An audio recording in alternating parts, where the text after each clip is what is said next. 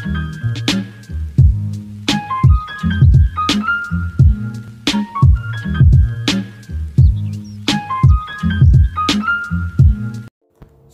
warahmatullahi wabarakatuh. Balik lagi channel Sutradara Galau, yang mana kita biasanya membahas fakta menarik seputar dunia pesantren dan juga dunia kaum sarungan. Masih di hari kedua atau mungkin hari ketiga ya. Kayaknya sih hari kedua sih ya. Hari kedua di Wisma Atlet Pasar Rumput, atau lebih tepatnya Rumah Susun ya. Karena setelah kepulangan dari Turki, kita harus karantina dulu ternyata selama 8 hari gitu. Tapi bukan berarti akan menyurutkan niat saya buat bikin video selama 1 hari 1 video, mumpung lagi ada kesempatan gitu ya. Oke, di pembahasan kali ini kita akan membahas sedikit tentang ilmu pesantren, rada-rada nyerempet sama dunia akademisi atau perkuliahan gitu ya. Setelah saya amati, ternyata ada sedikit kesamaan antara semiotika dengan ilmu pesantren. Jadi saya sebagai santri sekaligus mahasiswa, santri yang mengenyam pendidikan di pesantren, sudah tentu kita pernah belajar yang namanya ilmu nahu sama ilmu sorof. Jadi kalau yang belum tahu ilmu nahu itu, ilmu nahu adalah ilmu yang membahas tentang gramatika bahasa Arab. Jadi kita bisa tahu mana subjek, predikat, objeknya dengan menggunakan ilmu nahu itu sendiri. Dan ilmu nahu itu, yang kitab ilmu nahu yang paling sering dipakai di kalangan pesantren itu, khususnya di tingkat yang dasar, itu biasanya ada yang namanya buku atau kitab yang judulnya Kitab Jurumiyah. Kitab Jurumiyah ini sendiri adalah kitab yang dikarang oleh Imam Son Haji atau Syekh Hasan Haji kalau tidak salah ya. Jadi Syekh Hasan Haji di sini adalah salah satu ulama nahwu gitu. Dan di kitab Jurumiyahnya itu ada keterangan tentang kalam. Jadi yang paling kita pelajari paling awal kita pelajari di ilmu nahwu yaitu tentang seputar kalam. Jadi apa sih kalam itu? Kenapa bisa nyerempet dengan semiotika?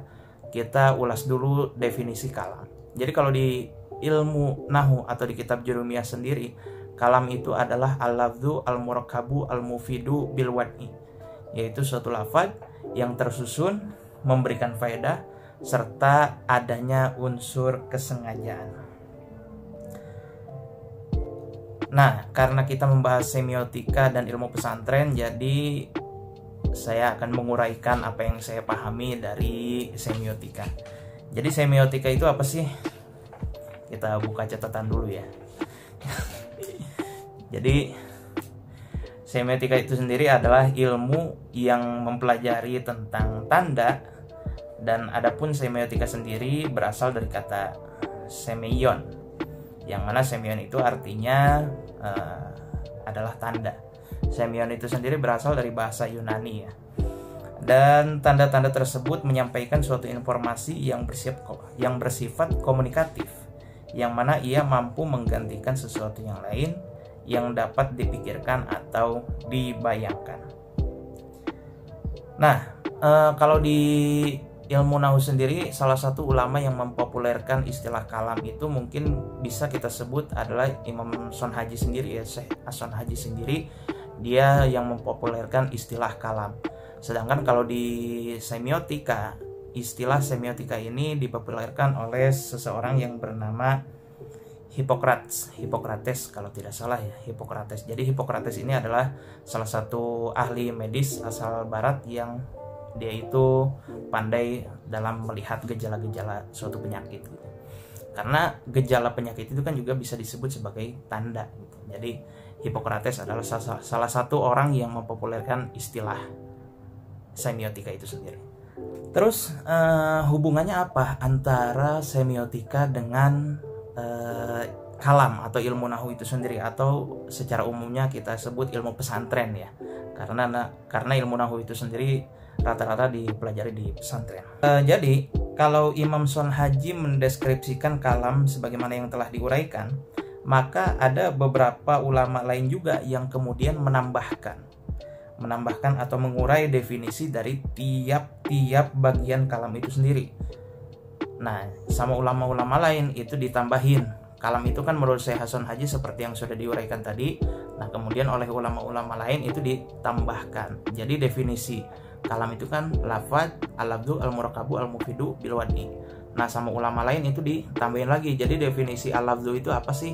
Definisi murakab itu apa? Apa sih yang disebut mufid itu? Apa sih yang disebut wadok itu? Nah, itu sama ulama-ulama lain ditambahkan lagi. Begitu juga dengan semiotika.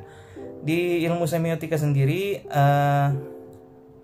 ada beberapa teori yang mungkin dibuat oleh Socrates, ada teori-teori yang dibuat oleh Aristotle dan filsuf-filsuf Yunani lainnya, yang kemudian dari teori itu dikembangkan oleh para ahli komunikasi seperti Ferdinand de Saussure, terus ada Charles Sanders Peirce, terus ada lagi Roland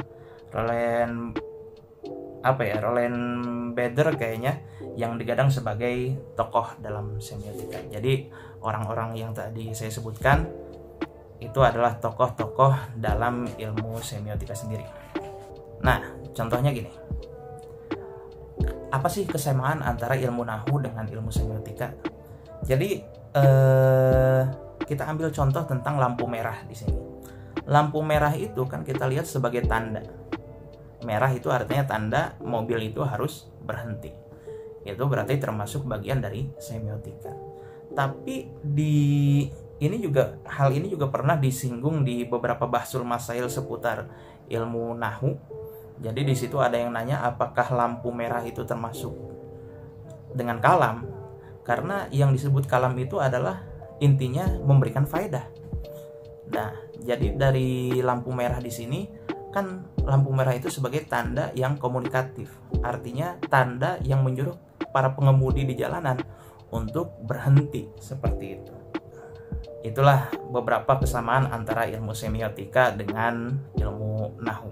Belum lagi kalau kita tambah lagi di ilmu balaghahnya. Jadi ada salah satu kaidah di ilmu balaghah yang kurang lebih saya ingat itu, isyarat atau tanda itu lebih kuat daripada penyebutan atau pengungkapan.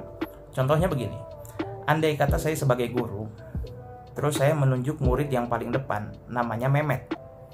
Si Memet ini suruh maju ke depan, saya suruh maju ke depan. Tapi karena saya salah ngomong, bukan nyebut nama Memet, malah nyebut nama Entong. Yang mana si Entong di sini adalah murid yang duduk paling belakang. Kira-kira ketika saya menyuruh si Memet untuk maju, saya kan nunjuknya ke si Memet, tapi saya nyebut nama si Entong. Kira-kira dari kasus seperti itu, yang maju itu siapa? Apakah si Memet yang saya tunjuk atau si Entong yang saya sebut namanya? Seperti itu.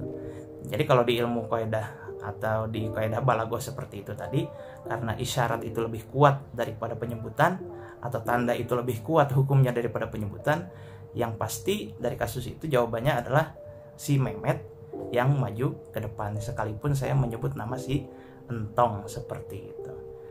Jadi hebat kan ilmu pesantren, hebat ternyata. Itu ilmu nahu atau ilmu pesantren di sini ternyata bisa kita lihat sebagai adanya relevan antara ilmu pesantren dengan ilmu akademisi di zaman sekarang. Dan lebih hebatnya lagi kalau memang santri di sini pengen lebih mendalami gitu, pastinya lebih jos lah gitu. Oke, mungkin itu saja yang bisa saya sampaikan. Salam peci hitam, salam kaum sarungan. Wassalamualaikum warahmatullahi wabarakatuh.